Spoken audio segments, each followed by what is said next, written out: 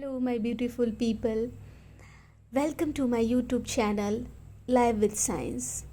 So, guys, as you know that we completed first, second, as well as third chapter.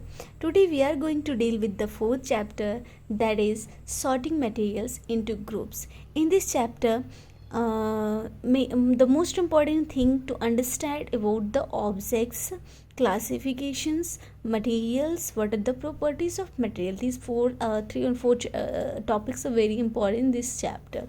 So let's begin it. What are object?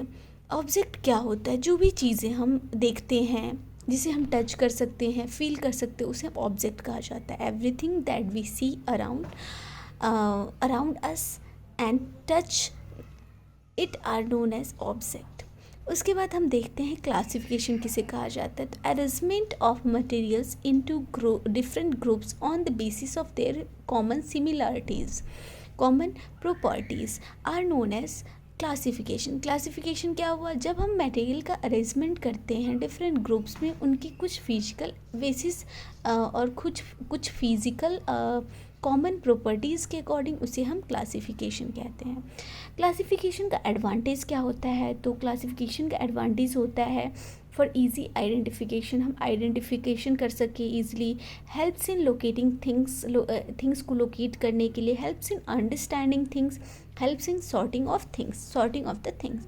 तो classification का advantage क्या क्या है, हमें क्यों ज़रूरत पड़ती क्लासिफिकेशन की? ताकि हम चीज़ों को ईज़िली आइडेंटिफाई कर सके, चीज़ों को हम ईज़िली लोकेट कर सके, चीज़ों को हम अंडरस्टैंड कर सके और चीज़ों को हम ईज़िली शॉर्टेड कर सके.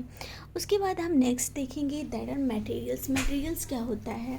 तो मटेरियल्स जो होता है, मटेरियल्स जो भी डिफरेंट ऑब्जेक्ट्स को बनाने के लिए जो भी चीज़ें की ज़रूरत होती है उसे हम मटेरियल्स कहते हैं. A substance used in making different object is known as materials. Materials का क्या क्या प्रॉपर्टीज़ होता है? तो कोई भी चीज़ का प्रॉपर्टी डिपेंड करता है कि उसमें क्या क्या खासियत उस पर. तो फर्स्ट प्रॉपर्टीज़ है वो है अपीयरेंस. अपीयरेंस कैसा वो दिख रहा है.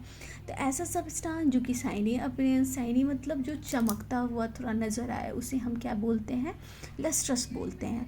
और जो substance which do not have shiny appearance is known as non lustrous.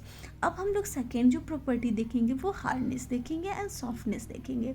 ऐसा सब्सटेंस जो ईजिली कंप्रेस्ड हो जाए, स्ट्रेच्ड हो जाए, उसको हम लोग क्या बोलते हैं? सॉफ्टनेस बोलते हैं. बोलते हैं ये चीज़ सॉफ्ट है. जो ईजिली क्या हो जाता है? कंप्रेस्ड और स्ट्रेच्ड हो जाता है, उसे हम क्या बोलते हैं?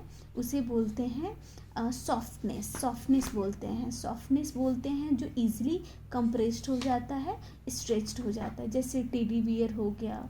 टेडी बियर क्या हो गया? ये टेडी बियर का क्या क्वालिटी है कि टेडी बियर क्या है? बहुत ही सॉफ्ट होता है. ठीक है. उसके बाद हम लोग देखते हैं कुछ चीज़ें जैसे रबर हो गया, मोल्टन वैक्स हो गया, फोम हो गया, सिंथेटिक फाइबर हो गया, स्पंज हो गया. ये सब क्या है? इजीली आप इसको कंप्रेस्ड और स्ट्रेच कर सकते हो, तो इसे बोलेंगे सॉफ्ट ऑब्जेक्ट. अब हम लोग हार्डनेस की तरफ जाते हैं. तो हार्डनेस क्या होता है? Any substances, any materials which are difficult to compressed और stretched are called as hard materials. Hard materials हो गया जो कि डिफ़िकल्ट होता है, उसे हम टच मतलब ये स्ट्रेच और कंप्रेस नहीं कर सकते. जैसे टेबल हो गया, वुड हो गया, आयरन हो गया, ये सब हार्ड मटेरियल्स है. नेक्स्ट प्रॉपर्टी, तो पहला प्रॉपर्टीज़ हम लोगों ने अपीयरेंस देख लिया, उसमें हम लोगों ने लस्ट्रस, नॉन लस्ट्रस के बारे में पढ़ा. सेकेंड प्रॉपर्टीज़ में हमने हार्डनेस और सॉफ्टनेस के बारे में पढ़ा. अब थर्ड हम लोग सॉल्युबिलिटी देखेंगे.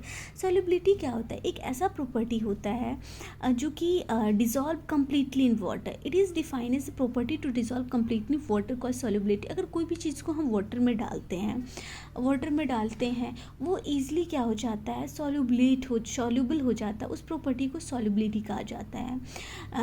जैसे सपोज़ करिए जैसे मिल्क और वाटर का कॉम्बिनेशन है. मिल्क में जब हम वाटर डालते हैं तो वाटर क्या होता है? डिसअबेयर्स हो जाता है.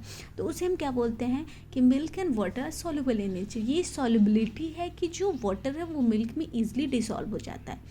ऐसा सब्सटेंस जो कि ईजिली डिसॉल्व नहीं होता है वाटर में, उसको हम क्या बोलते हैं? जैसे लॉन्ग टाइम तक मुझसे स्टीयर भी करते रहे फिर भी वो नहीं सॉल्युबल होता, उसे हम इनसॉल्युबल कहते हैं. ओके. अब हम सॉल्युबल इनसॉल्युबल का कुछ इंपॉर्टेंट पॉइंट है, एक्स्ट्रा पॉइंट है। एक होता है मिसिबल लिक्विड, एक होता है इमिसिबल लिक्विड। कुछ ऐसे लिक्विड होते हैं जो डिज़ोल्व हो जाते हैं एक दूसरे में, कुछ ऐसे लिक्विड होते हैं जो डिज़ोल्व नहीं होते हैं। जैसे मैंने अभी एग्जांपल दिया था मिल्क और वाटर का। मिल्क और वाटर एक दूसरे में ईजिली क्या हो जाते हैं, डिज़ोल्व हो जाते हैं, मिसिबल लिक्विड कहलाते हैं। इमिसिबल लिक्विड किसको कहते हैं, liquid which can't dissolve in one another is called immiscible liquid, जैसे वाटर और ऑयल हो गया। ओके, नेक्स्ट प्रॉपर्टीज है फ्लोटिंग एंड सिंकिंग। ऐसा सब्सटेंस जो वाटर में फ्लोट करता है उसे हम फ्लोटिंग कहते हैं। ऐसा सब्सटेंस जो वाटर में सिंक कर जाता है उसे हम शिंकिंग कहते हैं। तो फ्लोटिंग और सिंकिंग भी प्रॉपर्टीज़ है मटेरियल्स का। उसके बाद है मटेरियल्स का प्रॉपर्टी है ट्रांसपेरेंसी। ट्रांसपेरेंसी क्या होता है, तो ट्रांसपेरेंसी में भी तीन तरह के ऑब्जेक्ट्स होते हैं। एक ट्रांसपेरेंट ऑब्जेक्ट होते हैं, ओपेक ऑब्जेक्ट होते हैं, एक ट्रांसलूसेंट ऑब्जेक्ट होते हैं। तो कुछ ऐसे मटेरियल्स होते हैं which an object can seen easily clearly called as transparent materials. मतलब जहाँ से हमें चीज़ें ईजिली दिख जाए, क्लियर दिखे, उसे हम ट्रांसपेरेंट ऑब्जेक्ट कहते हैं। जैसे ग्लास हो गया, वाटर हो गया, ऐसे मटेरियल्स जिससे हम लोग not able to see and which do not allow light to pass through, हम लोग ईजिली मतलब नहीं देख पाते हैं। और हम लोग विच डू नॉट अलाउ लाइट, जो लाइट भी अलाउ नहीं करता है पास करने से, और हम लोग बाहर भी नहीं देख सकते हैं, उसे हम ओपेक कहते हैं। जैसे वुड हो गया, पेपर हो गया। कुछ ऐसे मटेरियल्स होते हैं जिनमें ऑब्जेक्ट तो दिख जाते हैं लेकिन वो क्लियरली नहीं दिखते, उसे हम ट्रांसलूसेंट ऑब्जेक्ट कहते हैं। जैसे मसलिन क्लॉथ, ऑयली पेपर। तो these are the important points of this chapter. जो भी इम्पोर्टेंट मुझे लगा मैंने इसमें सारे पॉइंट्स इंक्लूड कर दिए हैं।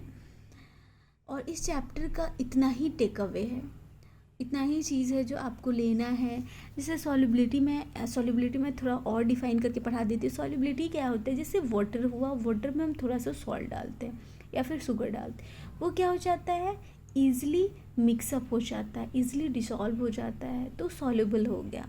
जैसे वाटर में अगर हम कोई कंकर डाल देते हैं, कोई पत्थर डाल देते हैं, वो डिसॉल्व होगा, नहीं डिसॉल्व होगा, तो वो क्या हो गया, वो इनसॉल्युबल हो गया। ओके, तो these are some important point of this chapter.